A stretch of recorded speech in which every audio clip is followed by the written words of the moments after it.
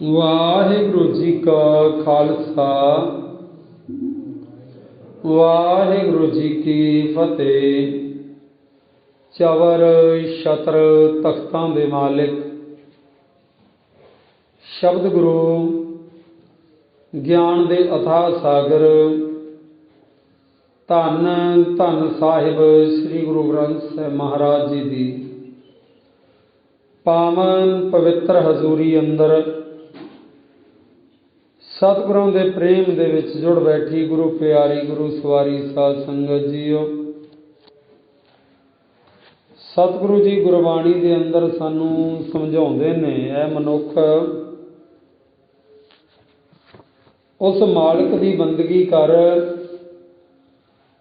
ਉਸ ਵਾਹਿਗੁਰੂ ਜੀ ਦਾ ਸਿਮਰਨ ਕਰ ਜਿਸ ਵਾਹਿਗੁਰੂ ਜੀ ਨੇ ਇਹ ਸਾਰਾ ਸੰਸਾਰ ਬਣਾਇਆ ਹੈ, ਸਾਨੂੰ ਮਨੁੱਖਾ ਜਨਮ ਬਖਸ਼ਿਆ।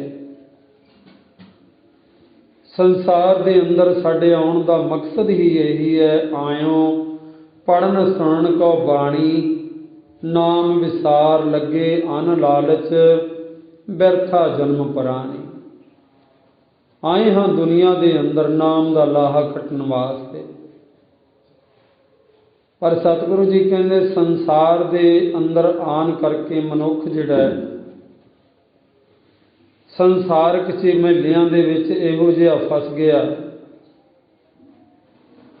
ਉਸ ਪਰਮਾਤਮਾ ਦਾ ਨਾਮ ਭੁੱਲ ਗਿਆ। ਸਤਿਗੁਰੂ ਜੀ ਕਹਿੰਦੇ ਨੇ ਜਦੋਂ ਮਨੁੱਖ ਨੂੰ ਭੁੱਖ ਲੱਗਦੀ ਹੈ ਸਾਰੇ ਕੰਮਕਾਰ ਛੱਡ ਕੇ ਭੋਜਨ ਪ੍ਰਸ਼ਾਦਾ ਛਕਦਾ ਹੈ। ਜਦੋਂ ਮਨੁੱਖ ਨੂੰ ਪਿਆਸ ਲੱਗਦੀ ਹੈ ਸਾਰੇ ਕੰਮਕਾਰ ਛੱਡ ਕੇ ਪਾਣੀ ਪੀਂਦਾ ਹੈ। ਨੀਂਦ ਆਉਂਦੀ ਹੈ, ਸਰੀਰ ਨੂੰ ਥਕੇਵਾਂ ਹੁੰਦਾ ਹੈ, ਨੀਂਦ ਆਉਂਦੀ ਹੈ, ਸਾਰੇ ਕੰਮਕਾਰ ਛੱਡ ਕੇ ਮਨੁੱਖ ਸੌਂਦਾ ਹੈ। ਔਰ ਭੈਣਾਂ ਭਰਾਵਾਂ ਪਰਿਵਾਰ ਦੇ ਵਿੱਚ ਜਦੋਂ ਖੁਸ਼ੀ ਦਾ ਮਾਹੌਲ ਹੁੰਦਾ ਹੈ, ਸਾਰੇ ਕੰਮਾਂ ਕਾਰਾਂ ਦਾ ਤਿਆਗ ਕਰਕੇ ਹੱਸਦਾ ਖੇਡਦਾ ਪਰਿਵਾਰ ਦੇ ਅੰਦਰ ਭੈਣਾਂ ਭਰਾਵਾਂ ਰਿਸ਼ਤੇਦਾਰਾਂ ਦੇ ਨਾਲ।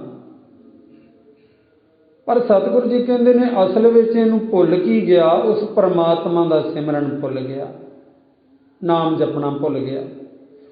ਸਤਿਗੁਰੂ ਜੀ ਗੁਰਬਾਣੀ ਅੰਦਰ ਸਾਨੂੰ ਸਮਝਾਉਂਦੇ ਨੇ ਖਾਣਾ ਪੀਣਾ ਹੱਸਣਾ ਸੌਣਾ ਵਿਸਰ ਗਿਆ ਹੈ ਮਰਨਾ, ਖਸਮ ਵਿਸਾਰ ਖੁਆਰੀ ਕੀਨੀ ਤ੍ਰਿਗ ਜੀਵਨ ਨਹੀਂ ਰਹਿਣਾ। ਸਤਿਗੁਰੂ ਜੀ ਕਹਿੰਦੇ ਖਾਣਾ ਵੀ ਯਾਦ ਹੈ, ਪੀਣਾ ਵੀ ਯਾਦ ਹੈ, ਹੱਸਣਾ ਵੀ ਯਾਦ ਹੈ, ਸੌਣਾ ਵੀ ਯਾਦ ਹੈ, ਮਰਨਾ ਭੁੱਲ ਗਿਆ। ਮਰਨਾ ਜਿਹਨੂੰ ਭੁੱਲ ਗਿਆ ਉਹਨੂੰ ਰੱਬ ਕਿੱਥੇ ਯਾਦ ਹੋਏਗਾ, ਉਹਨੂੰ ਰੱਬ ਨਹੀਂ ਯਾਦ ਹੁੰਦਾ। ਜਿਹੜਾ ਮਨੁੱਖ ਆਪਣੀ ਮੌਤ ਨੂੰ ਚੇਤੇ ਵਿੱਚ ਰੱਖਦਾ ਹੈ ਉਹ ਰੱਬ ਨੂੰ ਵੀ ਚੇਤੇ ਵਿੱਚ ਰੱਖੇਗਾ। ਸੁਭਾਵਿਕ ਹੈ ਕੋਈ ਵੀ ਮਨੁੱਖ ਜਦੋਂ ਆਪਾਂ ਕਿਤੇ ਜਾਂਦੇ ਹਾਂ ਰਿਸ਼ਤੇਦਾਰੀ ਦੇ ਵਿੱਚ ਔਰ ਉੱਥੇ ਆਪਾਂ 1 ਜਾਂ 2 ਦਿਨ ਜਾਂ 4 ਦਿਨ ਰਹਿਣਾ ਹੁੰਦਾ ਹੈ, ਇਸ ਤੋਂ ਬਾਅਦ ਕੀ ਹੁੰਦਾ ਹੈ ਆਪਣੇ ਘਰ ਨੂੰ ਹੀ ਆਉਣਾ ਹੁੰਦਾ। ਤੇ ਕਦੇ ਆਪਾਂ ਇਉਂ ਕਿਹਾ ਹੈ ਕਿ ਇਹ ਆਪਣਾ ਘਰ ਹੈ ਤਾਂ ਮੇਰਾ ਘਰ ਹੈ, ਹੁਣ ਮੈਂ ਨਹੀਂ ਇੱਥੋਂ ਜਾਣਾ, ਇਉਂ ਹੋਇਆ ਕਦੀ ਨਹੀਂ ਹੁੰਦਾ। ਸਤਿਗੁਰੂ ਜੀ ਗੁਰਬਾਣੀ ਅੰਦਰ ਸਾਨੂੰ ਸਮਝਾਉਂਦੇ ਨੇ ਜੈਸੇ ਰੈਣ ਪਰਾਉਣੇ ਉੱਠ ਚਲ ਸੈਂ ਪ੍ਰਭਾਤ। ਸਤਿਗੁਰੂ ਜੀ ਕਹਿੰਦੇ ਜਿਵੇਂ ਇੱਕ ਰਾਤ ਦਾ ਪ੍ਰਾਹੁਣਾ ਕੋਈ ਕਿਤੇ ਗਿਆ ਹੈ, ਪ੍ਰਭਾਤ ਹੁੰਦਿਆਂ ਦਿਨ ਚੜ੍ਹਦਿਆਂ ਆਪਣੇ ਘਰ ਨੂੰ ਵਾਪਸ ਮੁੜ ਆਏਗਾ। ਆਹੀ ਮਨੁੱਖ ਦੀ ਹਾਲਤ ਹੈ। ਪਰ ਭੁੱਲ ਗਿਆ, ਸਮਝ ਬੈਠਾ ਇਹ ਸੰਸਾਰ ਮੇਰਾ ਹੈ, ਇਹ ਪਰਿਵਾਰ ਮੇਰਾ ਹੈ, ਇਹ ਜ਼ਮੀਨ ਜਾਇਦਾਦ ਘਰ ਘਾਟ ਭੈਣਾਂ ਭਰਾ ਕੁਟੁੰਬ ਜਿਹੜਾ ਇਹ ਸਾਰਾ ਮੇਰਾ ਹੀ ਹੈ, ਕੌਣ ਲੈ ਜਾਏਗਾ ਇਹਨੂੰ ਮੇਰੇ ਕੋਲੋਂ ਖੋਹ ਕੇ। ਪਰ ਅਸਲ ਵਿੱਚ ਕੁਛ ਵੀ ਸਾਡਾ ਨਹੀਂ ਹੈ। ਸਾਡਾ ਕੀ ਹੈ? ਉਹ ਪਰਮਾਤਮਾ, ਉਹ ਵਾਹਿਗੁਰੂ ਜੀ ਦਾ ਸਿਮਰਨ ਵਾਸਤੇ ਮਨੁੱਖ ਕੋਲ ਸਮਾਂ ਹੀ ਨਹੀਂ ਬਚਦਾ। ਇੰਨਾ ਜ਼ਿਆਦਾ ਰੁਝੇਵੇਂ ਬਣ ਗਏ ਸੰਸਾਰ ਦੇ, ਉਸ ਪਰਮਾਤਮਾ ਵਾਸਤੇ ਸਮਾਂ ਨਹੀਂ ਬਚਦਾ। ਤੇ ਸਤਿਗੁਰੂ ਜੀ ਕਹਿੰਦੇ ਨੇ ਇਹ ਸੰਸਾਰ ਦੇ ਅੰਦਰ ਆ ਕੇ ਨਾ ਮਨੁੱਖ ਗਾਫਲਤਾ ਦੀ ਨੀਂਦ, ਬੇਫਿਕਰੀ ਦੀ ਨੀਂਦ ਜਿਹੜਾ ਉਹ ਸੁੱਤਾ ਪਿਆ ਹੈ। ਭਾਵੇਂ ਉਹ ਆਪਾਂ ਵੇਖਣ ਨੂੰ ਲੱਗਦੇ ਵੀ ਮਨੁੱਖ ਸਾਰੇ ਜਾਗਦੇ ਨੇ ਤੇ ਤੁਰੇ ਫਿਰਦੇ ਨੇ ਨਾ। ਜੇ ਸੁੱਤਾ ਹੋਇਆ ਥੋੜ੍ਹਾ ਕੋਈ ਤੁਰ ਸਕਦਾ, ਸੁੱਤਾ ਹੋਇਆ ਕੋਈ ਕੰਮਕਾਰ ਥੋੜ੍ਹਾ ਕਰ ਸਕਦਾ, ਸੁੱਤਾ ਹੋਇਆ ਕੋਈ ਵਹੀਕਲ ਥੋੜ੍ਹਾ ਚਲਾ ਸਕਦਾ। ਪਰ ਇਹ ਹੋ ਰਿਹਾ ਹੈ, ਅੰਤਰ ਆਤਮੇ ਤੋਂ ਮਨੁੱਖ ਜਿਹੜਾ ਉਹ ਸੁੱਤਾ ਹੋਇਆ ਹੈ, ਗੁਰਮਤ ਵਾਲੇ ਪਾਸੇ ਜਾਗਿਆ ਨਹੀਂ ਹੈ। ਜਿਹੜੇ ਦਿਨ ਜਾਗ ਪੈਂਦਾ ਹੈ ਉਦੋਂ ਫਿਰ ਸਮਝ ਆ ਜਾਂਦੀ ਹੈ। ਕਹਿਤ ਕਬੀਰ ਕੋਈ ਨਹੀਂ ਤੇਰਾ, ਹਿਰਦੈ ਰਾਮ ਕੀ ਨਾ ਜਪੈ ਸਵੇਰਾ। ਫਿਰ ਇਹ ਸਮਝ ਆ ਜਾਂਦੀ ਹੈ। ਫਿਰ ਮਨੁੱਖ ਪਰਮਾਤਮਾ ਦੀ ਬੰਦਗੀ ਕਰੇਗਾ ਹੀ ਕਰੇਗਾ। ਜਿਹਨੂੰ ਸਮਝ ਆ ਗਈ ਕਿ ਇਹ ਸੰਸਾਰ ਤਾਂ ਇਹਦੇ ਵਿੱਚ ਕੁਛ ਵੀ ਮੇਰਾ ਨਹੀਂ ਹੈ, ਕੇਵਲ ਤੇ ਕੇਵਲ ਵਰਤੋਂ ਵਰਤਾਉਣ ਵਾਸਤੇ ਪ੍ਰਮਾਤਮਾ ਨੇ ਇਹ ਪਰਿਵਾਰ, ਘਰ ਘਾਟ ਜੋ ਕੁਛ ਵੀ ਸਾਨੂੰ ਦਿੱਤਾ ਹੈ ਨਾ, ਇਹ ਸਾਰਾ ਵਰਤੋਂ ਦੇ ਵਿੱਚ ਵਾਸਤੇ ਦਿੱਤਾ ਹੈ, ਕਿ ਸਾਡਾ ਆਪਣਾ ਕੁਛ ਵੀ ਨਹੀਂ ਹੈ। ਇਸ ਕਰਕੇ ਸਤਿਗੁਰੂ ਜੀ ਕਹਿੰਦੇ ਜਾਗ ਲਿਓ ਰੇ ਮਨਾ ਜਾਗ ਲਿਓ, ਕਹਾ ਗਾਫਲ ਸੋਇਆ, ਜੋ ਤਨ ਉਪਜਿਆ ਸੰਗ ਹੀ ਸੋ ਪੀ ਸੰਗ ਨਾ ਹੋਇਆ। ਸਤਿਗੁਰੂ ਜੀ ਕਹਿੰਦੇ ਬਾਕੀ ਦੀਆਂ ਵਸਤੂਆਂ ਦੀ ਗੱਲ ਕੀ ਕਰੀਏ, ਜਿਹੜਾ ਸਰੀਰ ਦੁਨੀਆ ਦੇ ਵਿੱਚ ਸਾਡੇ ਨਾਲ ਆਉਂਦਾ ਇਹ ਵੀ ਸਾਡਾ ਸਾਥ ਨਹੀਂ ਦਿੰਦਾ, ਅਖੀਰ ਨੂੰ ਇਹ ਵੀ ਸਾਥ ਛੱਡ ਜਾਂਦਾ, ਇਹ ਵੀ ਨਾਲ ਨਹੀਂ ਜਾਂਦਾ। ਇਸ ਕਰਕੇ ਸਤਿਗੁਰੂ ਜੀ ਨੇ ਅੱਜ ਦੇ ਪਾਵਨ ਪਵਿੱਤਰ ਸ਼ਬਦ ਦੇ ਅੰਦਰ ਸਾਨੂੰ ਜਗਾਉਣ ਦਾ ਯਤਨ ਕੀਤਾ ਹੈ।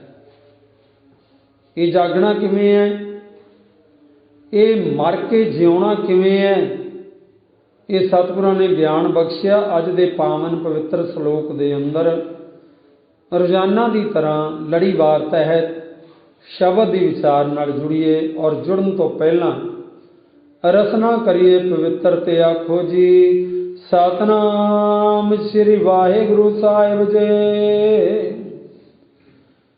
ਸਤਨਾਮ ਸ੍ਰੀ ਵਾਹਿਗੁਰੂ ਸਾਹਿਬ ਜੀ। ਮਹੱਲਾ ਤੀਜਾ।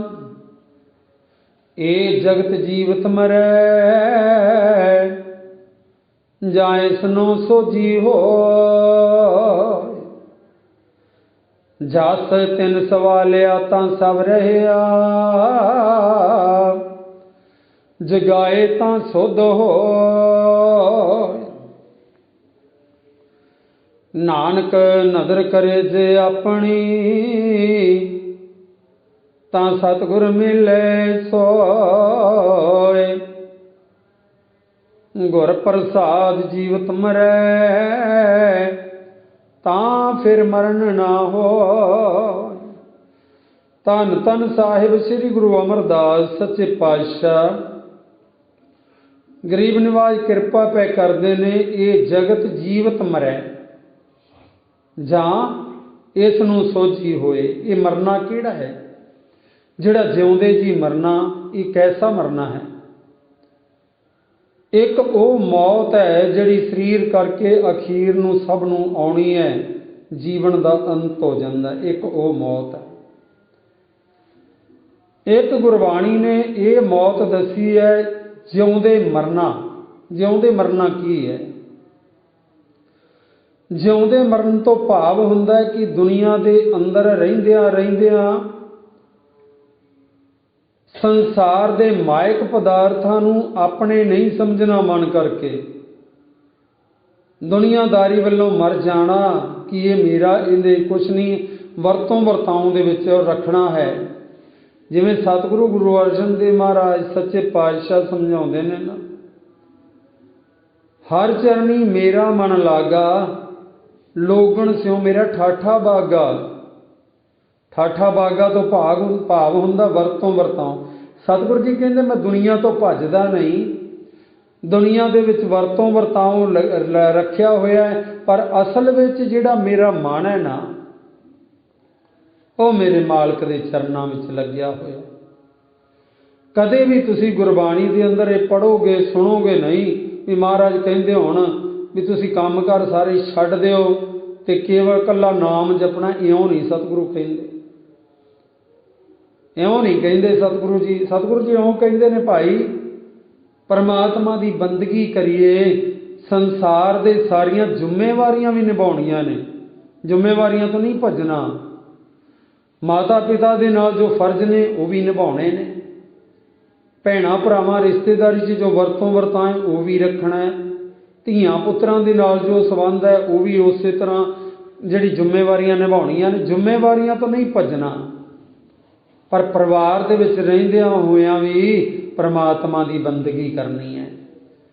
ਰਹਿਣਾ ਕਿਵੇਂ ਹੈ ਸੰਸਾਰ ਦੇ ਅੰਦਰ? ਸਤਿਗੁਰੂ ਜੀ ਕਹਿੰਦੇ ਮੰਨਦੇ ਹਾਂ ਇਹ ਸੰਸਾਰ ਇੱਕ ਸਰੋਵਰ ਦੀ ਨਿਆਈ ਹੈ ਤੇ ਇਹਦੇ ਵਿੱਚ ਮੋਹ ਦਾ ਚਿੱਕੜ ਹੈ। ਧੰਨ ਗੁਰੂ ਨਾਨਕ ਦੇਵ ਮਹਾਰਾਜ ਸੱਚੇ ਪਾਤਸ਼ਾਹ ਇਉਂ ਬਖਸ਼ਿਸ਼ ਕਰਦੇ ਨੇ, ਭਾਈ ਮੈਂ ਆਪਣੀਆਂ ਅੱਖਾਂ ਦੇ ਨਾਲ ਦੇਖਿਆ ਹੈ ਇਹ ਸੰਸਾਰ ਜਿਹੜਾ ਹੈ ਨਾ, ਇਹ ਸਮੁੰਦਰ ਦੇ ਅੰਦਰ, ਇਸ ਸਰੋਵਰ ਦੇ ਅੰਦਰ, ਇਸ ਸਾਗਰ ਦੇ ਅੰਦਰ ਬਹੁਤਾਤ ਗਿਣਤੀ ਉਹਨਾਂ ਲੋਕਾਂ ਦੀ ਹੈ ਜਿਹੜੇ ਇਸ ਸੰਸਾਰ ਦੇ ਅੰਦਰ ਡੁੱਬ ਹੀ ਰਹੇ ਨੇ। ਤਰਨ ਵਾਲਿਆਂ ਦੀ ਗਿਣਤੀ ਬਹੁਤ ਥੋੜੀ ਹੈ, ਬਹੁਤ ਥੋੜੀ ਹੈ ਤਰਨ ਵਾਲਿਆਂ ਦੀ ਗਿਣਤੀ। ਸਤਿਗੁਰੂ ਜੀ ਕਹਿੰਦੇ ਤਿਤ ਸਰਵਰੜੈ ਭਈਲੇ ਨਿਵਾਸਾ ਪਾਣੀ ਪਾਵਕ ਤਿਨਹਿ ਕੀਆ। ਤਿਤ ਸਰਵਰੜੈ, ਸਰਵਰੜੈ ਦਾ ਅਰਥ ਹੁੰਦਾ ਸਰੋਵਰ, ਸਮੁੰਦਰ। ਭਈਲੇ ਨਿਵਾਸਾ, ਇਹਦੇ ਵਿੱਚ ਨਿਵਾਸਾ ਹੈ ਜੀਵ ਜੰਤੂਆਂ ਦਾ, ਜੀਵ ਜੰਤੂ ਇਹਦੇ ਅੰਦਰ ਵਸਦੇ ਨੇ। ਪਾਣੀ ਪਾਵਕ ਤਿਨਹਿ ਕੀਆ, ਇਹਦੇ ਵਿੱਚ ਪਾਣੀ ਦੀ ਥਾਂ ਤੇ ਪਾਵਕ ਹੈ। ਪਾਵਕ ਦਾ ਅਰਥ ਕੀ ਹੁੰਦਾ ਹੈ? ਅੱਗ ਹੈ ਇਹਦੇ ਅੰਦਰ। ਇਹ ਸੰਸਾਰ ਸਮੁੰਦਰ ਦੇ ਅੰਦਰ ਅੱਗ ਹੈ। ਅੱਗ ਦੀਆਂ ਲਹਿਰਾਂ ਜਿਹੜੀਆਂ ਨੇ ਉਹ ਕੀ ਨੇ? ਕਾਮ, ਕ੍ਰੋਧ, ਲੋਭ, ਮੋਹ, ਹੰਕਾਰ, ਵੈਰ, ਵਿਰੋਧ, ਈਰਖਾ, ਦਵੈਤ, ਦੁਈ, ਆਸਾ, ਮਨਸਾ, ਤ੍ਰਿਸ਼ਨਾਵਾਂ, ਇਹ ਸਾਰੀਆਂ ਕੀ ਨੇ? ਇਹ ਅੱਗ ਦੀਆਂ ਲਹਿਰਾਂ ਨੇ। ਤੇ ਸਤਿਗੁਰੂ ਜੀ ਕਹਿੰਦੇ ਨੇ ਕਿ ਭਾਈ ਤਿਤ ਸਰਵਰੜੈ ਭਈਲੇ ਨਿਵਾਸਾ ਪਾਣੀ ਪਾਵਕ ਤਿਨਹਿ ਕੀਆ। ਪਾਣੀ ਦੀ ਥਾਂ ਤੇ ਅੱਗ ਹੈ। ਪੰਕਜ ਮੋਹ, ਪੰਕਜ ਦਾ ਅਰਥ ਹੁੰਦਾ ਚਿੱਕੜ, ਮੋਹ ਦਾ ਇਹਦੇ ਅੰਦਰ ਚਿੱਕੜ ਹੈ। ਪੰਕਜ ਮੋਹ ਹੈ, ਹਰੇਕ ਚੀਜ਼ ਨਾਲ ਮੋਹ ਹੈ ਨਾ, ਸਾਡਾ ਹਰੇਕ ਚੀਜ਼ ਨਾਲ ਹੀ ਮੋਹ ਹੈ, ਪਰ ਰੱਬ ਨਾਲ ਹੈ। ਪੰਕਜ ਮੋਹ ਪਗ ਨਹੀਂ ਚਾਲੈ, ਪਗ ਦਾ ਅਰਥ ਹੁੰਦਾ ਪੈਰ। ਚਿੱਕੜ ਦੇ ਵਿੱਚ ਅੱਗੇ ਰੱਬ ਦੀ ਬੰਦਗੀ ਵੱਲੇ ਪੈਰ ਨਹੀਂ ਚੱਲ ਰਿਹਾ, ਅੱਗੇ ਨੂੰ ਜਾਈਦਾ। ਚਿੱਕੜ ਦੇ ਵਿੱਚ ਕਿਤੇ ਆਪਾਂ ਵੇਖੀਏ ਇੱਕ ਪੈਰ ਅੱਗੇ ਨੂੰ ਭਰੀਦਾ, ਦੂਜਾ ਜਿਹੜਾ ਖੁੱਭ ਜਾਂਦਾ, ਦੂਜਾ ਪੱਟਣ ਦਾ ਯਤਨ ਕਰਾਂਗੇ, ਪਹਿਲਾ ਫਿਰ ਖੁੱਭ ਜਾਂਦਾ। ਇਸੇ ਤਰ੍ਹਾਂ ਹੁੰਦਾ ਹੈ ਨਾ। ਤੇ ਸਤਿਗੁਰੂ ਜੀ ਕਹਿੰਦੇ ਪੰਕਜ ਮੋਹ, ਮੋਹ ਦੇ ਚਿੱਕੜ ਵਿੱਚ ਜੀਵ ਖੁੱਬੇ ਪਏ ਨੇ। ਪੰਕਜ ਮੋਹ ਪਗ ਨਹੀਂ ਚਾਲੈ, ਪੈਰ ਨਹੀਂ ਅੱਗੇ ਚੱਲ ਰਿਹਾ ਬੰਦਗੀ ਵੱਲੇ। ਮਨੁੱਖ ਕੀ ਕਹਿੰਦਾ ਹੈ? ਆਲਸੀ ਮਨੁੱਖ, ਅੱਜ ਗੁਰਦੁਆਰੇ ਨਹੀਂ ਜਾਣਾ, ਕੱਲ ਨੂੰ ਚੱਲਾਂਗੇ। ਕੱਲ ਆ ਜਾਂਦਾ ਫਿਰ ਕਹਿੰਦਾ ਨਹੀਂ ਕੱਲ ਨੂੰ ਚੱਲਾਂਗੇ। ਇਉਂ ਹੀ ਚੱਲਦਾ ਰਹਿੰਦਾ ਸਿਸਟਮ। ਅੱਜ ਨਿਤਨੇਮ ਨਹੀਂ ਕੀਤਾ, ਕੱਲ ਨੂੰ ਕਰ ਲਾਂਗੇ। ਕੱਲ ਆ ਗਿਆ, ਚੱਲ ਕੱਲ ਨੂੰ ਕਰ ਲਾਂਗੇ। ਇਉਂ ਕੀ ਹੁੰਦਾ ਹੈ? ਪੰਕਜ ਮੋਹ, ਇਹ ਮੋਹ ਦਾ ਚਿੱਕੜ ਹੈ। ਸਾਰੇ ਕੰਮਕਾਰ ਹੋਰ ਚੰਗੀ ਤਰ੍ਹਾਂ ਕਰਦੇ ਹਾਂ, ਔਰ ਰੱਬ ਦੇ ਨਾਮ ਵੇਲੇ, ਪ੍ਰਮਾਤਮਾ ਦੀ ਬੰਦਗੀ ਵੇਲੇ ਮਨੁੱਖ ਆਲਸੀ ਹੋ ਜਾਂਦਾ। ਸਤਿਗੁਰੂ ਜੀ ਦੀ ਗੁਰਬਾਣੀ ਸਾਨੂੰ ਸਮਝਾਉਂਦੀ ਹੈ ਕਿ ਭਾਈ ਬੁਰੇ ਕਾਮ ਕੋ ਊਠ ਖਲੋਇਆ, ਨਾਮ ਕੀ ਬੇਲਾ ਪੈ ਪੈ ਸੋਇਆ। ਸਤਿਗੁਰੂ ਜੀ ਕਹਿੰਦੇ ਜਦੋਂ ਬੁਰੇ ਕੰਮ ਕਰਨੇ ਹੋਣ ਤੇ ਉਦੋਂ ਉੱਠ ਖਲੋਂਦਾ ਹੈ। ਦੁਨਿਆਵੀ ਕੰਮ ਕਰਨੇ ਹੋਣ, ਕੋਈ ਵੀ ਨਸ਼ਾ ਕਰਨਾ ਹੈ, ਕੋਈ ਕਰਮ ਕਰਨੇ, ਮਨੁੱਖ ਉੱਠ ਖਲੋਂਦਾ। ਪਰ ਜਦੋਂ ਨਾਮ ਜਪਣ ਦਾ ਸਮਾਂ ਹੁੰਦਾ ਹੈ, ਅੰਮ੍ਰਿਤ ਵੇਲਾ ਹੋਇਆ, ਨਾਮ ਕੀ ਬੇਲਾ ਪੈ ਪੈ ਸੋਇਆ। ਇਹ ਕੀ ਹੈ? ਪੰਕਜ ਮੋਹ ਪਗ ਨਹੀਂ ਚਾਲੈ, ਹਮ ਦੇਖਾ ਤੈ ਡੂਬੀ ਅਲੇ। ਸਤਿਗੁਰੂ ਜੀ ਕਹਿੰਦੇ ਨੇ ਮੈਂ ਵੇਖਿਆ ਆਪਣੀਆਂ ਅੱਖਾਂ ਦੇ ਨਾਲ ਇਸ ਸੰਸਾਰ ਸਮੁੰਦਰ ਦੀ ਅੱਗ ਦੇ ਵਿੱਚ ਮਨੁੱਖ ਡੁੱਬਦੇ ਪਏ ਨੇ। ਫਿਰ ਮੈਂ ਜ਼ਿਕਰ ਕਰਦਿਆਂ ਡੁੱਬਣ ਵਾਲਿਆਂ ਦੀ ਗਿਣਤੀ ਬਹੁਤ ਜ਼ਿਆਦੀ ਹੈ। ਇਸ ਸੰਸਾਰ ਸਮੁੰਦਰ ਤੋਂ ਪਾਰ ਹੋਣ ਵਾਲਿਆਂ ਦੀ ਗਿਣਤੀ ਬਹੁਤ ਘੱਟ ਹੈ। ਇਸ ਕਰਕੇ ਸਤਿਗੁਰੂ ਜੀ ਕਹਿੰਦੇ ਫਿਰ ਡੁੱਬੇ ਕਿਉਂ? ਆਪਾਂ ਕਹਾਂਗੇ ਡੁੱਬੇ ਕਿਉਂ? ਕਾਰਨ ਕੀ ਬਣਿਆ ਡੁੱਬਣ ਦਾ? ਬਸ ਮੋਹ ਦਾ ਚਿੱਕੜ ਹੈ। ਹਮ ਦੇਖਾ ਤਾਂ ਡੂਬੀ ਵਾਲੇ ਡੁੱਬੇ ਕਿਉਂ? ਮਨ ਏਕ ਨਾ ਚੇਤ ਸਮੂੜ ਮਣਾ, हर बिसरत तेरे गुण गलिया। बस आ कारण बनया जीव जिहड़े डुब रहे हैं। मन एक ना चेतस मूड़ मना, एक परमात्मा नूं चेते ही नहीं कीता, ਉਹਨੂੰ याद ही नहीं किया जिन्हें संसार समुंदर तो जिहदे नाम ने सानू पार करना सी ਉਹਨੂੰ याद ही ना किया। हम देखा तै डूबी अले, मन एक ना चेतस मूड़ मना। मूड़ दा अर्थ हुंदा मूर्ख मन एक परमात्मा नूं याद नहीं करता। मन एक ना चेतस मूड़ मना, हर बिसरत परमात्मा दे नाम बिसर गया। तेरे गुण गलिया, जिहड़े तेरे गुण सन परमात्मा ने तेनों दे के निवाजिया सी, वो सारे गल गए। परमात्मा के नाम तो बिना वो गल गए। जिस तरह कोई साडा घरेलू वस्तु है साडी, नहीं संभाल करांगे हौली हौली उन्होंने जंगाल लग जाता, गल जाती है ना। इस तरह साडा जीवन गल गया, इसकी संभाल ना की, विकारां च गल गया, कर्म कांडां च गल गया, परमात्मा की बंदगी ना की। इस करके सतगुरु जी कहते हैं भाई ये जगत जीवत मरै, ਜਾਂ ਇਸ ਨੂੰ ਸੋਝੀ ਹੋਏ, ਜੇ ਇਹਨੂੰ ਗਿਆਨ ਹੋ ਜਾਵੇ ਇਹ ਜਿਉਂਦੇ ਜੀ ਮਰ ਜਾਏਗਾ, ਭਾਵ ਕਿ ਦੁਨੀਆ ਵੱਲੋਂ ਮੌਤ ਹੋ ਜਾਏਗੀ, ਗੁਰਮਤ ਵਾਲੇ ਪਾਸੇ ਜਿਉਂ ਪਵੇਗਾ, ਗੁਰੂ ਦੇ ਉਪਦੇਸ਼ ਨੂੰ ਸਮਝ ਲਵੇਗਾ। ਜਾਂ ਤਿਨ ਸਵਾਲਿਆ ਤਾਂ ਸਭ ਰਹਿਆ, ਜਗਾਏ ਤਾਂ ਸੁਧ ਹੋਏ। ਸਤਿਗੁਰੂ ਜੀ ਕਹਿੰਦੇ ਜੇ परमात्मा ਦੀ ਬੰਦਗੀ ਕਰਨ ਲੱਗ ਜਾਵੇ ਮਨੁੱਖ ਨਾ, ਫਿਰ ਇਹਨੂੰ ਜਗਾ ਦੇਵੇਗਾ ਜਿਹੜਾ ਗਾਫਲਤਾ ਦੀ ਨੀਂਦ ਵਿੱਚ ਸੁੱਤਾ ਹੋਇਆ ਹੈ। ਜਾਂ ਤਿਨ ਸਵਾਲਿਆ, ਉਹ परमात्मा ने ਸਵਾਹ ਛੱਡਿਆ ਕਿਉਂਕਿ ਇਹਨੇ ਚੰਗੇ ਕਰਮ ਨਹੀਂ ਕੀਤੇ, ਸੁੱਤਾ ਰਹੋ। परमात्मा ने ਸਾਡੇ ਕੋਲੋਂ ਕੀ ਲੈਣਾ ਹੈ? ਅਸੀਂ ਲੈਣਾ ਹੈ ਉਹਦੇ ਕੋਲੋਂ, ਜੋ ਕੁਝ ਮੰਗਣਾ ਹੈ ਅਸੀਂ ਮੰਗਣਾ ਹੈ। ਇਸ ਕਰਕੇ ਸਤਿਗੁਰੂ ਜੀ ਕਹਿੰਦੇ ਨੇ ਤਾਂ ਸਵਰਿਆ, ਸੁੱਤਾ ਹੋਇਆ ਹੈ, ਜਗਾਏ ਤਾਂ ਸੁੱਧ ਹੋਏ। ਜਦੋਂ ਗੁਰਬਾਣੀ ਆਪਾਂ ਸੁਣਾਂਗੇ ਅਸੀਂ ਜਾਗ ਪਵਾਂਗੇ, ਮਨ ਸਾਡਾ ਜਾਗ ਪਏਗਾ ਜਿਹੜਾ ਸੁੱਤਾ ਹੋਇਆ। ਜਗਾਏ ਤਾਂ ਸੁੱਧ ਹੋਏ, ਸੁੱਧ ਦਾ ਅਰਥ ਹੁੰਦਾ ਗਿਆਨ ਹੋ ਜਾਏਗਾ, ਗਿਆਨ ਹੋ ਜਾਏਗਾ ਗੁਰੂ ਦੇ ਕੋਲੋਂ। ਇਹੀ ਸਤਿਗੁਰੂ ਕਹਿੰਦੇ ਨੇ ਭਾਈ ਗਿਆਨ ਕਿਵੇਂ ਹੋਣਾ? ਜਦੋਂ ਗੁਰੂ ਦੀ ਗੋਦ ਵਿੱਚ ਬੈਠਾਂਗੇ, ਗੁਰਬਾਣੀ ਸੁਣਾਂਗੇ, ਪੜਾਂਗੇ, ਧਿਆਨ ਨਾਲ ਸੁਣਾਂਗੇ, ਚਿੱਤ ਲਾ ਕੇ ਪੜਾਂਗੇ, ਉਦੋਂ ਸਾਨੂੰ ਗਿਆਨ ਹੋਏਗਾ। पढ़ते हैं ना आप गुरबाणी के अंदर, निर्गुणियार आनिया सो प्रभ सदा संभाल, जिन किया तिस चीत रख, नानक निभही नाल। किड्डे किड्डे हलूने सतगुरु सानू मारते हैं, फिर भी असीं सुत्ते फिरदे हैं। निर्गुण यार आनिया, गुणा तो सखणे मनुख, आनिया तो भाव हुंदा बेसमझ। सो प्रभ सदा संभाल, उस परमात्मा की बंदगी कर। जिन किया, जिन्हें तेनों मनुखा जन्म दिता है, तिस चीत रख, उन्होंने चित्त दे विच रख, उन्होंने अपने मन के अंदर धारण कर, उन्होंने याद करया कर। जिन किया तिस चीत रख, सतगुरु जी कहते चेते रखी, नानक निभै नाल, वो परमात्मा तेरे नाल निभेगा, तुर दरगाह तिकर तेरे नाल जावेगा। इस करके सतगुरु जी कहते फिर जदों इउं मन जाग पिया तां सुध होए, फिर ज्ञान प्रगट हो गया मन के अंदर, समझ आ गई, तो फिर बख्शिशां किन्नियां होणगियां। नानक नदर करे जे अपनी, सतगुर मिले सोय। सतगुरु जी कहते फिर नानक नदर करे जे अपनी, ए नानक परमात्मा फिर मेहर भरी नज़र कर देवेगा, अपनी मेहर भरी नज़र कर देवेगा। सतगुर मेले सोए, वो सतगुरु ਉਹਦੇ चरणों नाल तेनू मेल लवेगा। ते जे चरणों नाल मेल लिया ना, तो फिर सब तो वड्डा लाभ उदों होना है। चरणों नाल मिलन तो भाव की हुंदा है, अपने मालक दे उत्ते भरोसा आ गया, 100% ही भरोसा आ गया कि मेरा बाणी गुरु, गुरु है बाणी, विच बाणी अमृत सारे, गुरबाणी कहे सेवक जन मानै, प्रतख गुरु ने सारे। बस इउं भरोसा आ गया। तो सतगुरु जी कहते ने फिर रहमतां बड़ियां वड्डियां हो गईयां। गुर प्रसाद जीवत मरै, तां जगाए तां फिर मरण ना होए। ਗੁਰ ਪ੍ਰਸਾਦ, ਪ੍ਰਸਾਦ ਦਾ ਅਰਥ ਹੁੰਦਾ ਕਿਰਪਾ ਦੇ ਦੁਆਰਾ। ਗੁਰੂ ਦੀ ਕਿਰਪਾ ਦੇ ਦੁਆਰਾ ਜੀਵਤ ਮਰੈ, ਜਿਉਂਦੇ ਜੀ ਮਰ ਗਿਆ ਮਨੁੱਖ।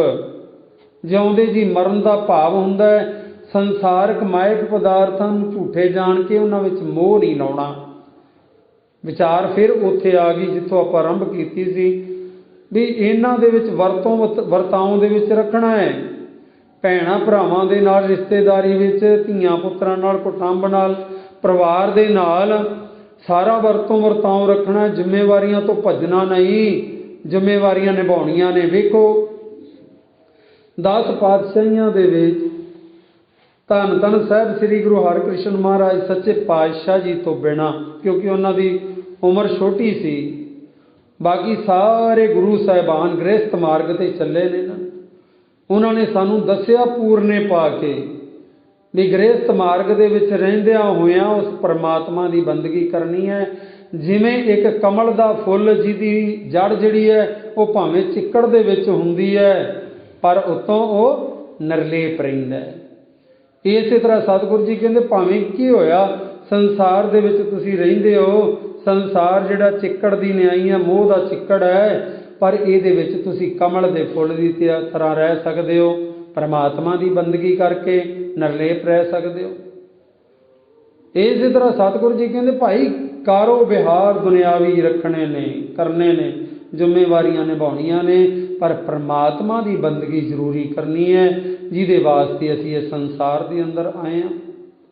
ਕਈ ਵਾਰ ਆਪਾਂ ਵਿਚਾਰ ਕਰਦੇ ਹੁੰਦੇ ਹਾਂ ਨਾ ਕਿ ਜਿਹੋ ਜਿਹੀ ਸੁਸਾਇਟੀ ਹੋਵੇ, ਜਿਹੋ ਜਿਹੇ ਕਿਸੇ ਦਾ ਬਹਿਣੀ ਉੱਠਣੀ ਹੋਵੇ, ਉਹੋ ਜਿਹੇ ਉਹਦੇ ਦੋਸਤ ਮਿੱਤਰ ਹੁੰਦੇ ਨੇ।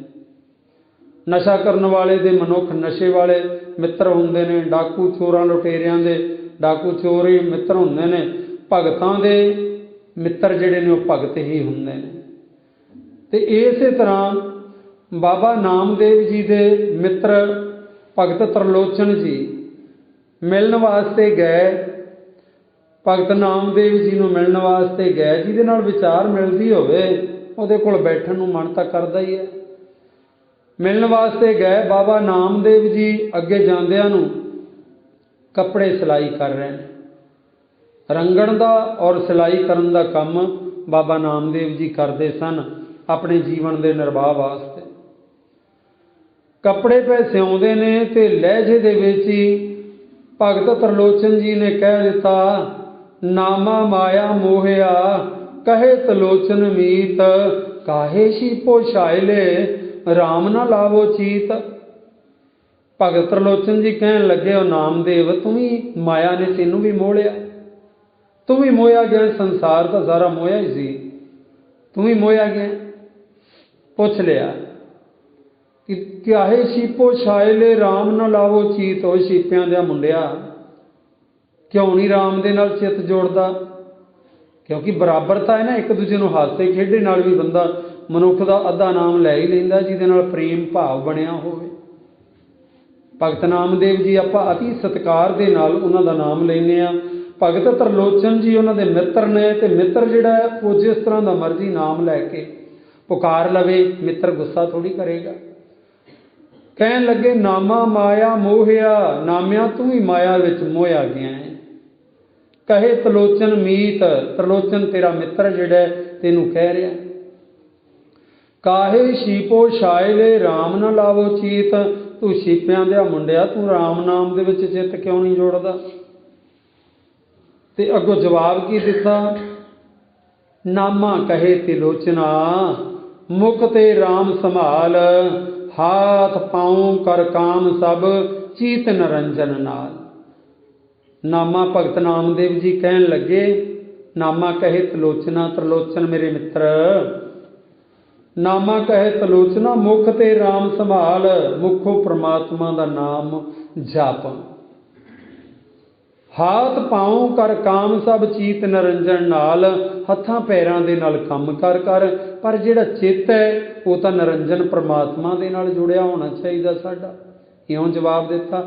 ਸਾਡੇ ਲਈ ਇਹ ਸ਼ਬਦ ਜਿਹੜਾ ਹੈ ਬੜਾ ਚਾਨਣ ਮੁਨਾਰਾ ਹੈ ਕਿ ਜਦੋਂ ਵੀ ਅਸੀਂ ਕੰਮ ਕਾਰ ਕਰਦੇ ਹਾਂ, ਵੇਖੋ ਜਿੱਥੇ ਆਪਾਂ ਕਹਿੰਦੇ ਹਾਂ ਕਿ ਕਲਯੁਗ ਦਾ ਬੜਾ ਜ਼ੋਰ ਹੈ, ਉੱਥੇ ਬੜਾ ਸੌਖਾ ਕੰਮ ਵੀ ਹੋਇਆ ਹੈ ਕਿ ਜਿਵੇਂ ਆਪਣੇ ਕੋਲ ਸਮੇਂ ਦੀ ਅੱਜ ਦੀ ਜਿਹੜੀ ਹੈ ਤਕਨੀਕ ਹੈ, ਮੋਬਾਈਲ ਹੈ ਜਾਂ ਹੋਰ ਵਸਤੂਆਂ ਨੇ, ਇਹਦੇ ਨਾਲ ਬੜੇ ਸੌਖੇ ਤਰੀਕੇ ਨਾਲ ਆਪਾਂ ਜਿੱਥੇ ਵੀ ਬੈਠੇ ਹੋਈਏ, ਕੰਮਕਾਰ ਕਰਦੇ ਹੋਈਏ, ਘਰ ਦੇ ਵਿੱਚ ਬੀਬੀਆਂ ਭੈਣਾਂ ਕੰਮ ਕਰਦੀਆਂ ਨੇ, ਬਾਹਰ ਵੀਰ ਕਰਦੇ ਨੇ, ਆਪਣੀ ਜੇਬ 'ਚ ਮੋਬਾਈਲ ਹੈ, ਆਪਾਂ ਉਹਦੇ 'ਤੇ ਗੁਰਬਾਣੀ ਲਾ ਸਕਦੇ ਹਾਂ।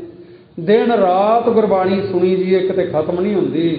ਇੰਨਾ ਜ਼ਿਆਦਾ ਜਿੱਥੇ ਕਲਯੁਗ ਦਾ ਜ਼ੋਰ ਹੈ, ਉੱਥੇ ਨਾਮ ਬਾਣੀ ਸੁਣਨੀ ਵੀ ਸਾਨੂੰ ਸੌਖੀ ਹੋ ਗਈ। ਅਕਸਰ ਕਿਹਾ ਜਾਂਦਾ ਮੋਬਾਈਲ ਤਾਂ ਮੇਰੀ ਬਿਮਾਰੀ ਹੈ, ਪਰ ਜੇ ਇਹਦੀ ਵਰਤੋਂ ਸਹੀ ਕਰਾਂਗੇ, ਇਹਦੇ ਵਰਗੀ ਕੋਈ ਦੁਨੀਆ ਦੇ ਵਿੱਚ ਚੰਗੀ ਚੀਜ਼ ਵੀ ਕੋਈ ਨਹੀਂ ਜੇ। ਜਿੰਨੀ ਦਿਨ ਰਾਤ ਗੁਰਬਾਣੀ ਸੁਣੀ ਜੋ, ਲਾਈਵ ਚੱਲਦਾ ਦਰਬਾਰ ਸਾਹਿਬ ਤੋਂ, ਬੰਗਲਾ ਸਾਹਿਬ ਤੋਂ ਚੱਲੀ ਜਾਂਦਾ ਹੈ, ਦਿਨ ਰਾਤ ਕੀਰਤਨ ਚੱਲੀ ਜਾਂਦਾ, ਕਥਾ ਵਿਚਾਰਾਂ ਸੁਣੀ ਜਾਈਏ, ਖਤਮ ਹੀ ਨਹੀਂ ਹੁੰਦੀਆਂ, ਨਹੀਂ ਹੋ ਸਕਦੀਆਂ। ਏਡੀ ਵੱਡੀ ਤਕਨੀਕ ਬਣੀ ਹੈ। ਇਸ ਕਰਕੇ ਨਾਮ ਜਪਣਾ ਵੀ ਸੌਖਾ ਹੋਇਆ। ਜੇ ਕਲਯੁਗ ਦਾ ਜ਼ੋਰ ਹੈ, ਨਾਮ ਜਪਣਾ ਵੀ ਸੌਖਾ ਹੋਇਆ, ਗੁਰਬਾਣੀ ਸੁਣਨੀ ਸੌਖੀ ਹੋ ਗਈ। ਇਹਦੇ ਵਿੱਚ ਸਾਰੇ ਗੁਰੂ ਗ੍ਰੰਥ ਸਾਹਿਬ ਦੀ ਬਾਣੀ ਵੀ ਹੈ। ਬਸ ਵਰਤੋਂ ਦੀ ਗੱਲ ਹੈ, ਵਰਤੋਂ ਚੰਗੀ ਕਰਾਂਗੇ ਤੇ ਇਹਦਾ ਵੀ ਬੜਾ ਵੱਡਾ ਫਾਇਦਾ ਹੈ। ਲਾਭ ਲਈਏ, ਮਨੁੱਖੇ ਜਨਮ ਦਾ ਵਾਰ-ਵਾਰ ਨਹੀਂ ਮਿਲਣਾ। ਇਸ ਕਰਕੇ ਸਤਿਗੁਰੂ ਜੀ ਸਾਨੂੰ ਸਮਝਾਉਂਦੇ ਨੇ ਕਿ ਭਾਈ ਗੁਰ ਪ੍ਰਸਾਦ ਜੀਵਤ ਮਰੈ ਤਾਂ ਫਿਰ ਮਰਨ ਨਾ ਹੋਏ। ਸਤਿਗੁਰੂ ਜੀ ਕਹਿੰਦੇ ਜੇ ਗੁਰੂ ਦੀ ਕਿਰਪਾ ਹੋ ਜਾਂਦੀ ਹੈ, ਆਪਾਂ ਨਾਮ ਜਪਾਂਗੇ, ਕਿਰਪਾ ਤਾਂ ਹੋਵੇਗੀ ਹੋਵੇਗੀ। ਫਿਰ ਸਤਿਗੁਰੂ ਜੀ ਕਹਿੰਦੇ ਮਨੁੱਖ ਜਿਉਂਦੇ ਜੀ ਮਰ ਜਾਂਦਾ ਹੈ, ਮਰ ਕੇ ਜਿਉਂਦਾ ਹੈ। ਨਾਮ ਭਜਨ ਬੰਦਗੀ, ਫਿਰ ਉਹਨੂੰ ਕੀ ਕਹਿੰਦੇ ਸਤਿਗੁਰੂ? ਸਤਿਗੁਰ ਕਹਿ ਜਨਮੈ ਗਵਣ ਮਿਟਾਇਆ। ਆਵਾਗਮਨ ਮਿਟ ਜਾਂਦਾ ਹੈ, ਜੰਮਣ ਮਰਨ ਤੋਂ ਰਹਿਤ ਹੋ ਜਾਂਦਾ, ਤਾਂ ਫਿਰ ਮਰਨ ਨਾ ਹੋਏ। ਜੰਮਣ ਮਰਨ ਤੋਂ ਜੀਵ ਰਹਿਤ ਹੋ ਜਾਂਦਾ ਜਦੋਂ ਮਨ ਚਿੱਤ ਕਰਕੇ ਕੋਈ ਵੀ ਮਨੁੱਖ ਆਪਣੇ ਇਸ਼ਟ ਦੇ ਨਾਲ ਜੁੜ ਜਾਂਦਾ ਹੈ। ਇਉਂ ਸਤਿਗੁਰਾਂ ਕਿਰਪਾ ਕੀਤੀ, ਅੱਜ ਦੇ ਪਾਵਨ ਪਵਿੱਤਰ ਸ਼ਬਦ ਦੀ ਵਿਚਾਰ ਨਾਲ ਆਪਾਂ ਜੁੜਨਾ ਕੀਤਾ ਜੀ। ਬੇਅੰਤ ਹੋਈਆਂ ਭੁੱਲਾਂ ਸਤਿਗੁਰੂ ਬਖਸ਼ ਲੈਣਗੇ, ਸਮਤ ਬਖਸ਼ਣ, ਗਿਆਨ ਬਖਸ਼ਣ, ਤਰਸ ਕਰਨ ਸਾਡੇ 'ਤੇ। ਇਉਂ ਗੁਰਬਾਣੀ ਨਾਲ ਜੁੜ ਕੇ ਅਸੀਂ ਆਪਣਾ ਮਨੁੱਖਾ ਜਨਮ ਸਫਲਾ ਬਣਾ ਲਈਏ ਜੀ। ਫਤਿਹ ਬੁਲਾਈਏ। ਵਾਹਿਗੁਰੂ ਜੀ ਕਾ ਖਾਲਸਾ